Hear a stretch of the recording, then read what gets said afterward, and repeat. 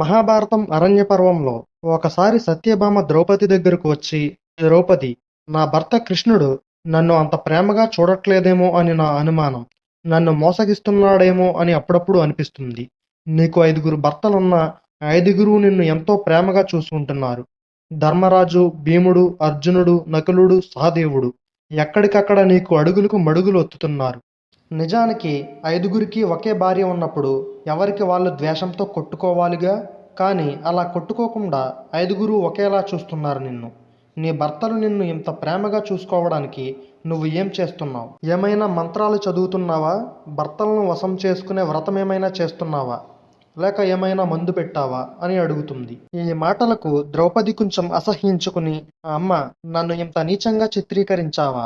భర్త అనేవాడు మంత్రాల వల్ల, మందుల వల్ల, పిచ్చి పనుల వల్ల ఎప్పుడూ వశం కాడు. భర్తను వశం చేసుకోవడానికి భార్యకు కావాల్సింది ప్రేమ, ఓర్పు. స్త్రీ తొందరపడి భర్తను వశం చేసుకోవడానికి వశీకరణ మంత్రాలు, మందులు ప్రయోగిస్తే అవి వికటించి కొంతకాలానికి మతి స్థిమితం లేని మనిషిగా మార్చవచ్చు. ప్రమాదకరమైన వ్యాధులు వచ్చే అవకాశం ఉంది. చివరికి భర్త భార్య ముందే వ్యాధిగ్రస్తుడై మరణిస్తాడు.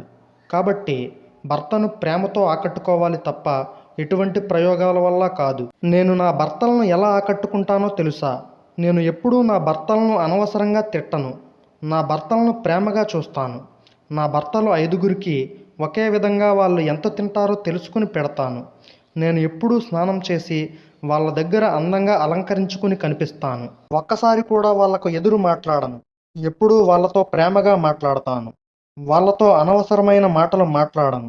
నేను భర్తలను ఇంట్లో పెట్టుకుని ఇతరులతో అనవసరపు ప్రసంగం చెయ్యను.